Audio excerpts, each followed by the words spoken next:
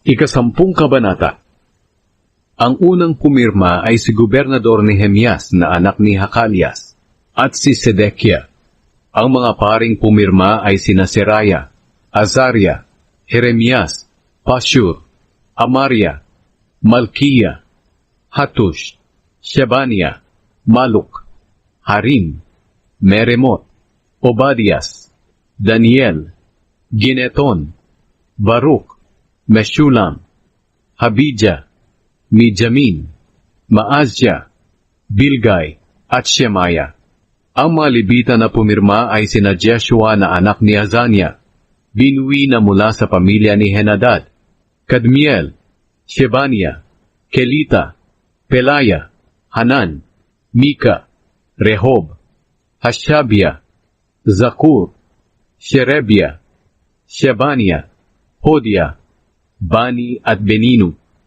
Ang mga pinuno na pumirma ay sina Paros, Pahat-Moab, Elam, Zatu, Bani, Buni, Azgad, Bebay, Adonia, Bigvay, Adin, Ater, Ezekia, Azur, Hodia, Hashum, Bezai, Harith, Anatot, Nebay, Magpias, Meshulam, Hezir, Meshezabel, Zadok, Jadwa, Palatia, Hanan, Anaya, Hoshea, Hanania, Hashub, Alohes, Pilha, Shobek, Rehum, Hashabna, Maaseya, Ahia, Hanan, Anan, Maluk, Harim, at Baana. Ang iba pang mamamayan ng Israel pati na ang mga pari, mga Levita, mga gwardya ng mga pintuan ng templo, mga awit, mga utusan sa templo, at ang lahat ng nakahiwalay sa mga dayuhang nakatira sa lupain namin para sumunod sa kautusan ng Diyos, maging ang mga asawa nila at ang mga batang nakakaunawa na, ay nanumpa kasama ng aming mga pinuno na aming tutuparin ang kautusan na ibinigay ng Diyos sa pamamagitan ng lingkod niyang si Moises. Nanumpa rin kami na tatanggapin namin ang sumpa ng Diyos kung hindi namin matutupad ang pangakong susundin namin ang lahat ng utos at tuntunin ng Panginoon na aming Diyos. Nangako kami na hindi namin papayagang makapag-asawa ang mga anak namin ng mga dayuhang naninirahan sa aming lupain. Nangako rin kami na hindi kami bibili kung ipagbibili ng mga dayuhan ang trigo nila o kahit anong ipinagbibili sa araw ng pamamahinga o sa ibang banal na araw. At tuwing ika-7 taon, hindi kami magtatanim sa aming lupain at hindi na namin sisingilin ang mga may utang sa amin. Nangako pa kami na tutuparin namin ang utos na magbibigay kami bawat taon ng 4 na gramong pilak para sa gawain sa templo ng aming Diyos.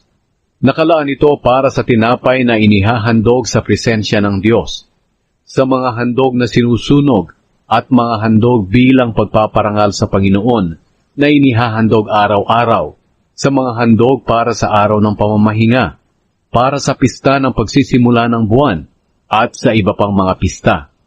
Maging sa iba pang mga banal na handog, tulad ng handog sa paglilinis na inihahandog upang matubos ang mga mamamayan ng Israel sa kanilang mga kasalanan.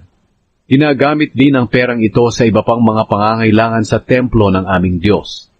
Nagpalabunutan kaming lahat, pati ang mga pari namin at mga Levita, para malaman kung kailan magdadala ng panggatong ang bawat pamilya, bawat taon, para gamitin sa mga handog sa altar ng Panginoon na aming Diyos, ayon sa nasusulat sa kautusan.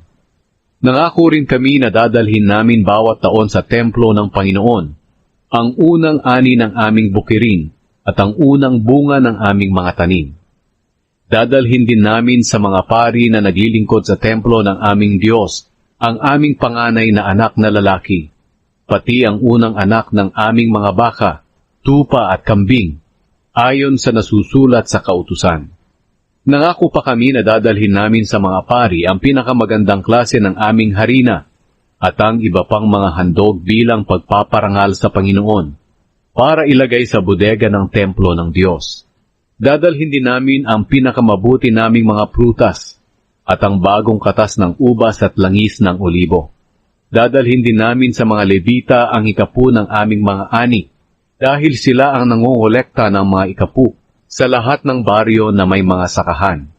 Kapag mangongolekta ng ikapu ang mga Levita, sinasamahan sila ng mga pari mula sa angkan ni Aaron. At ang ikapu ng nakolekta ay dadalhin ng mga Levita sa bodega ng templo ng aming Diyos. Ang mga Israelita pati na ang mga Levita ay dapat magdala ng mga handog na trigo, bagong katas ng ubas at langis sa bodega, kung saan nakalagay ang mga kagamitan ng templo at kung saan nakatira ang mga pari na naglilingkod, ang mga gwardya ng mga pintuan ng templo, at ang mga awit. Kaya nangako kami na hindi namin pababayaan ang templo ng aming Diyos.